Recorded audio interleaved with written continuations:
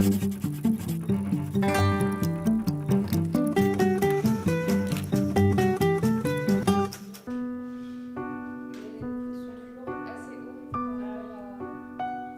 ce que ça donne.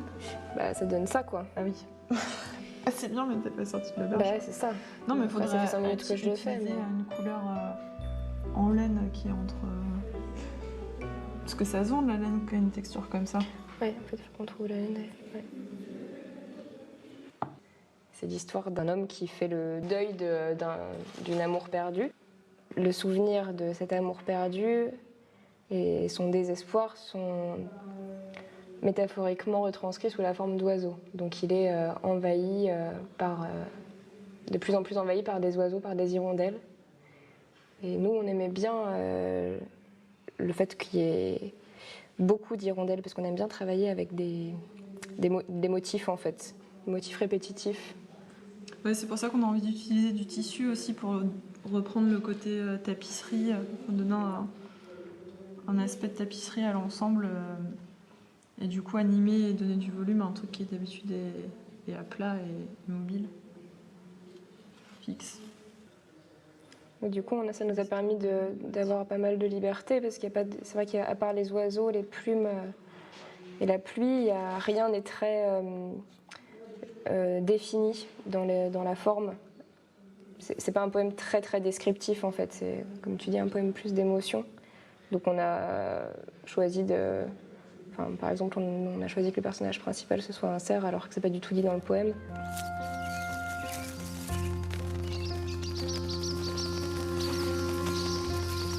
Allez Oust, dehors hirondelle, quittez vos nids. Notre souci du départ quand on écrit pour le volume, c'est toujours de pas se laisser aller juste par l'écriture, parce que tout n'est pas possible en volume en fait. Contrairement au dessin, on peut imaginer toutes les métamorphoses possibles de la terre, on peut imaginer de l'eau qui se transforme en flamme.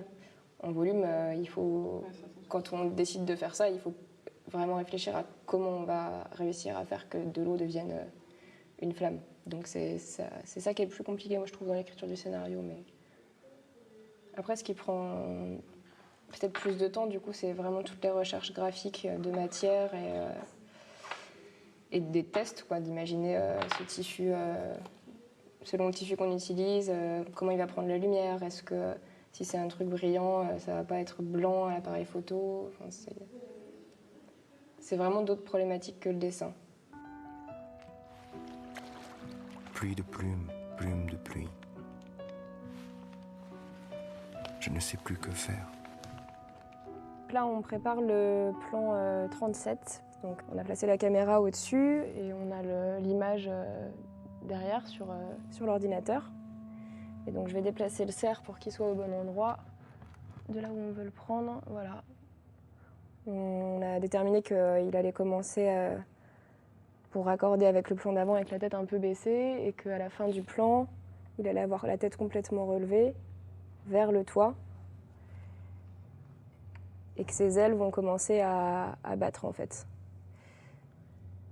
Et en même temps, il y a de la vidéoprojection au sol de nuées d'hirondelles.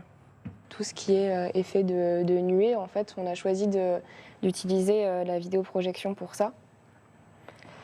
Et donc en gros, voilà, là, j'ai un ordinateur avec un petit fichier qu'on a créé sur After Effects avec des hirondelles qui se déplacent.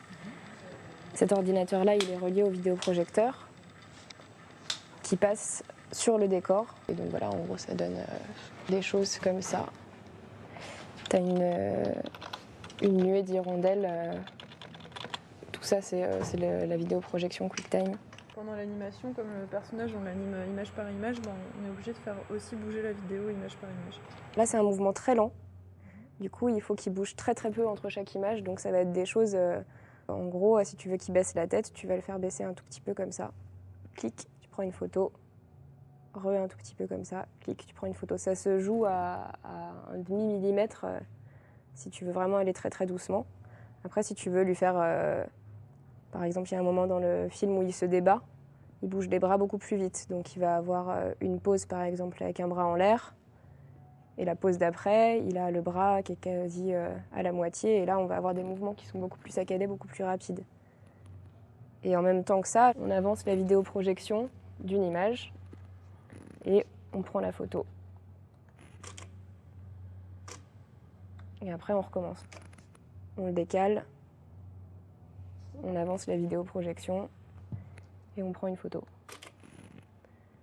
C'est un peu l'avantage du stop motion par rapport au dessin animé, c'est que ça prend beaucoup de temps de préparation, de construction, mais le tournage est quand même vachement plus rapide. Plume de suie, suie de plume. Je m'en irai nulle part. Et puis un peu partout. Restez ici, oiseaux du désespoir. Restez ici. Faites comme chez vous.